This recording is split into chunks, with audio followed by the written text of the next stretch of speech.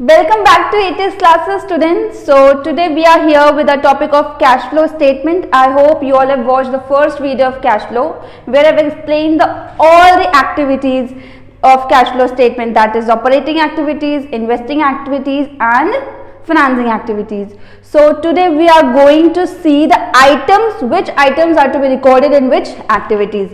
Okay, so first of all let's begin. Okay, see. Cash flow from operating activities. In the last video I have explained that what is operating activities, okay, and in this video we are going to see that which item will be covered in this activity. Okay, so first of all we have to find out the net profit before tax and extraordinary items.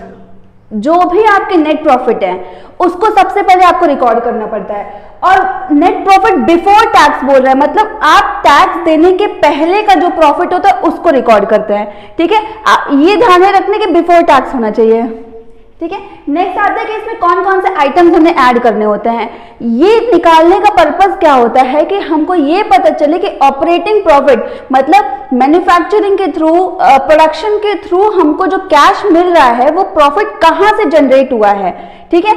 इसलिए ये वाला हम लोग activity इसको पूरा लिखते हैं। अब फर्स्ट आइटम हमें ऐड करनी होती है डेप्रिसिएशन। डेप्रिसिएशन का मतलब क्या होता है? Wear and tear.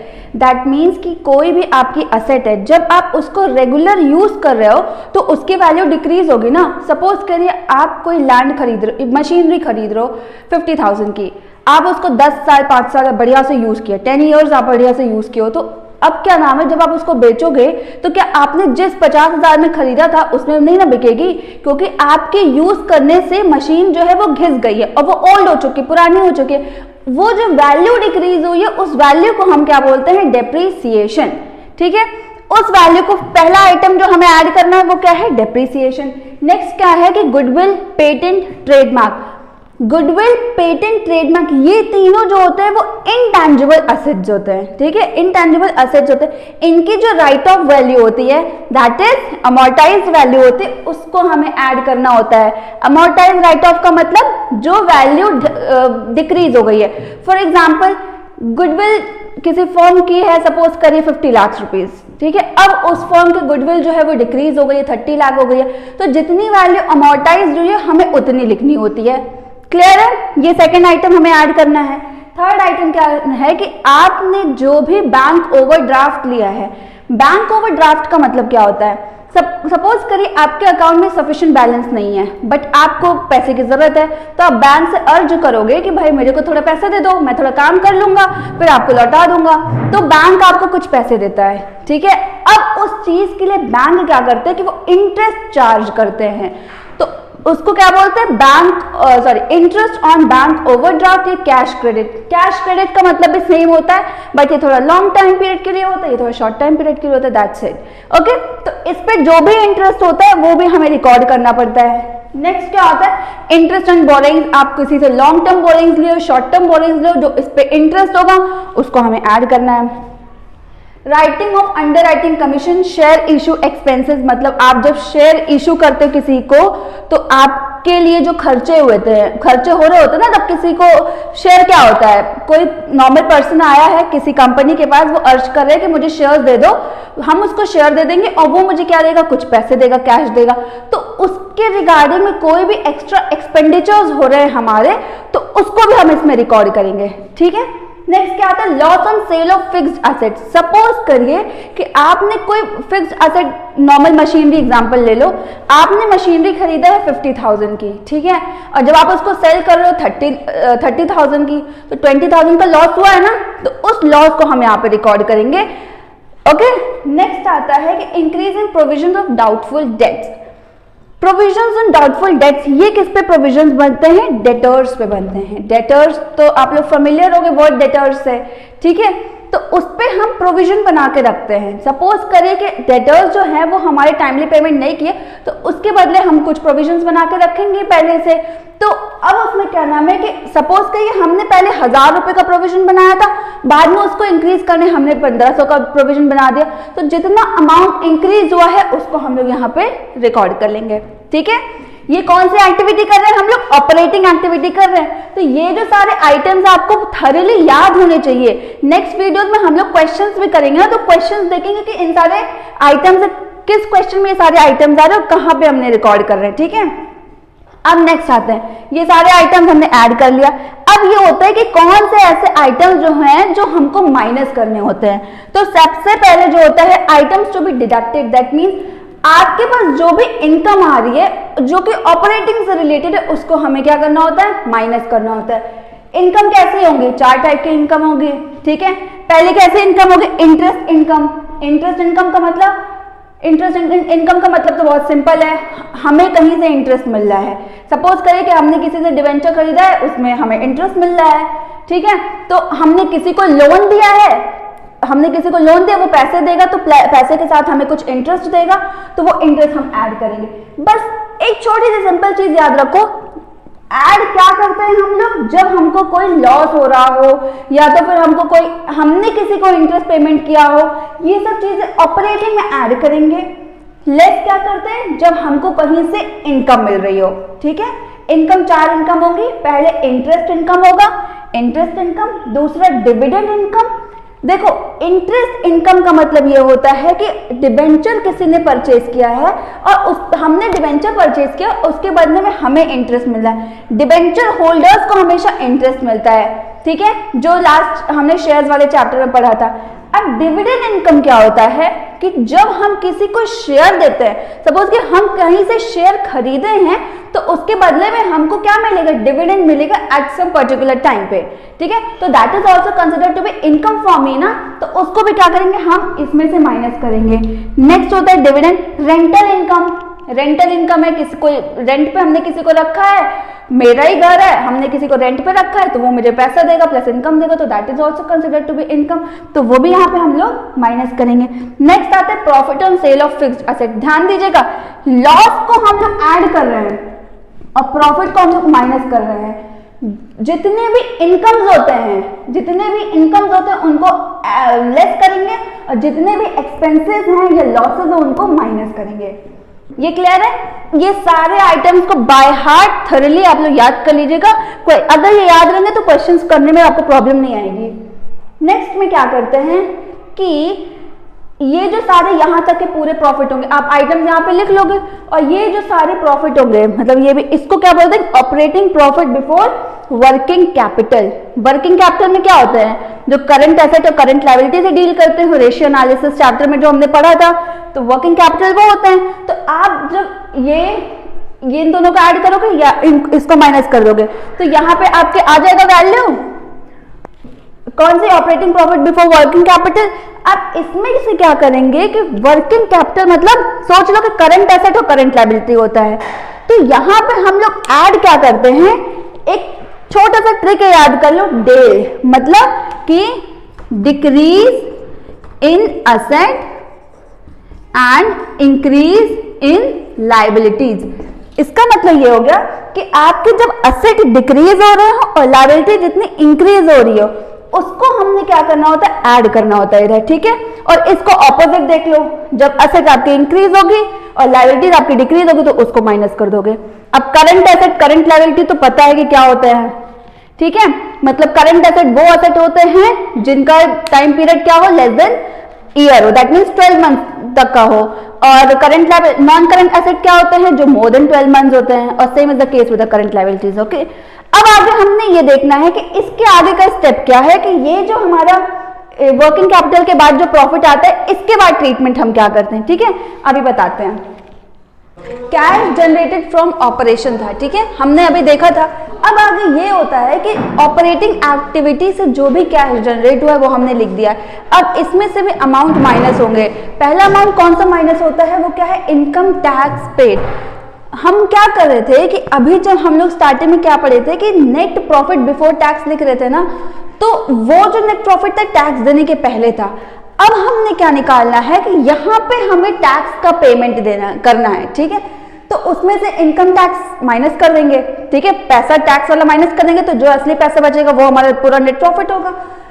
फिर cash flow from extra ordinary items, तब जब आप आके इनकम टैक्स को माइनस कर देंगे तो जो पैसा आएगा वो हमारा क्या हो जाएगा, cash flow from operating activity.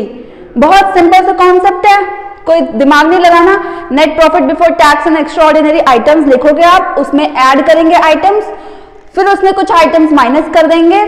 उसके बाद क्या आ जाता है, हम जो भी हमने वर्किंग कैपिटल वाले चेंजेस करे थे, कुछ आइटम्स को ऐड कर रहे थे, कुछ आइटम्स को माइनस कर रहे थे, फिर cash flow from working capital जो आ रहे थे ना, तो वो जो पैसा कौन सा आया है, कैश फ्लो फ्रॉम ऑपरेशन से आया है।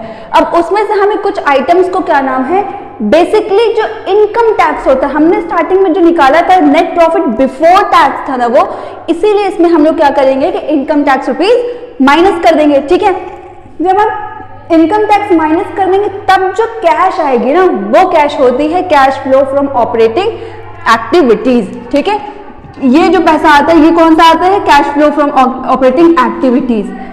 क्लियर हो गया, बहुत ही सिंपल सा टॉपिक है। अब नेक्स्ट निकालते हैं, हमने स्टार्टिंग में पढ़ा था ना cash flow from operating, investing और financing.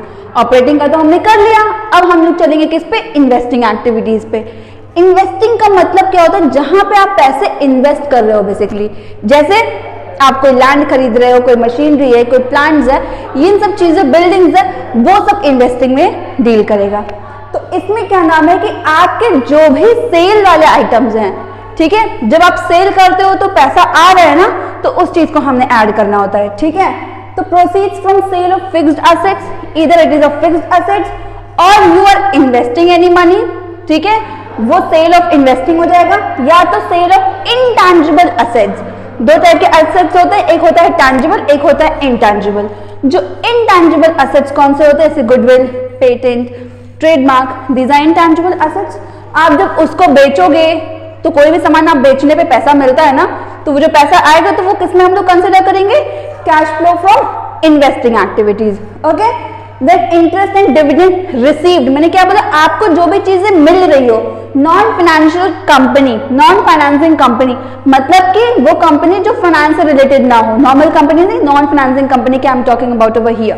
Okay, interest and dividend received, received जो भी हो रहा चाहिए, it is interest, dividend, cash, whatsoever, वो चीजें हमने क्या करनी होती है, ऐड करने होते हैं। रेंट रिसीव हो रहा है, अब जब आप पेमेंट करोगे, तो जब पेमेंट करोगे तो वो पेमेंट लाइक परचेज करो तो हम पैसा जा रहा है ना हमसे, तो वो चीजें माइनस करेंगे, चाहे वो फिक्स्ड एसेट हो, चाहे वो इन्वेस्टमेंट हो, या वो इनटैंजिबल एसेट्स हो। बहुत सिंपल सा है, इन्वेस्टिंग में तो आपको दिमाग ही नहीं लगाना है। हमें पता है कि इन्वेस्टिंग में कौन कौन सा आइटम्स होता है। इन्वेस्टिंग में कौन सा आइटम्स होते हैं, जो sale, land, building, machineries, fixed assets और इनटैंजिबल एसेट, टैंजिबल एसेट्स जो डील कर रहे हो। ठीक है, तो जब हम लोग सेल करेंगे, सेल करने पे पैसा आता है तो उसकी हम लोग उसको ऐड करेंगे, जब परचेज करेंगे तो पैसा जा रहा होता है तो उसको माइनस कर देंगे, तो उससे जो कैश आती है उसको क्या बोलते हैं, इन्वेस्टिंग एक्टिविटी। तो ये था ऑपरेटिंग एक्टिविटी, ये था इन्वेस्टिंग एक्टिविटीज। एक चीज और, यहाँ पे हम लोग कैश फ्लो फ्रॉम या और यूज लगाते हैं। अगर पॉजिटिव होगा आंसर, मतलब जो भी ऑपरेटिंग एक्टिविटीज से पॉजिटिव में आएगा तो यहाँ पे फॉर्म लगेगा, लेकिन अगर नेगेटिव में आएगा तो यहाँ पे ब्रैकेट में ये नेगेटिव वाले लिख देंगे और वहां पे लिखेंगे और यूज्ड। ठीक है, जब पॉजिटिव होगा तो फ्रॉम लिखेंगे, जब नेगेटिव होगा तो और यूज लिखेंगे। यही हम लोग इन्वेस्टिंग में भी काम करते हैं। यहाँ पे हमारे इन्वेस्टिंग की वैल्यू आ जाएगी, इन्वेस्टिंग की वैल्यू आ जाएगी। अब नेक्स्ट क्या आएगा हमारा, फाइनेंसिंग एक्टिविटीज। तो अब हम लोग नेक्स्ट पढ़ने जाएंगे फाइनेंसिंग एक्टिविटीज।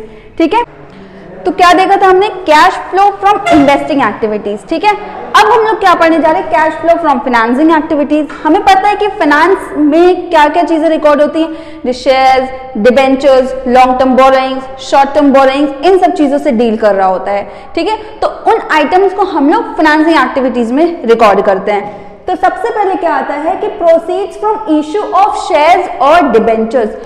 आप जब किसी को शेयर दे रहे हो तो वो बंदा आपको पैसे ही तो देगा ना, है ना। तो जब वो पैसे दे रहा है तो जब चीजें आ रही हैं, पैसे आ रहे हैं हमारे पास, तो उसको हम लोग प्लस कर देंगे यहाँ पे। ठीक है, proceeds from long term borrowings, when you are borrowing any money from someone, तो आप जब पैसे बोरो कर रहे हो तो पैसे तो आपके पास आ रहे हैं ना, तो उसको भी हम लोग ऐड कर देंगे। जब भी आपके पास पैसे आ रहे हों इन्वेस्टिंग और फाइनेंसिंग में, तो हमने उसे ऐड करनी होती है, और जब आपके पास पैसे जा रहे होते हैं उसको माइनस करना होता है। ठीक है, इंक्रीज और डिक्रीज इन बैंक ओवरड्राफ्ट, जैसे मैंने समझाया था बैंक ओवरड्राफ्ट क्या होता है, कैश क्रेडिट क्या होता है, अगर इंक्रीज हो रहा है डिक्रीज हो रहा है जो भी वैल्यू होती है हमें यहाँ रिकॉर्ड करनी पड़ती है।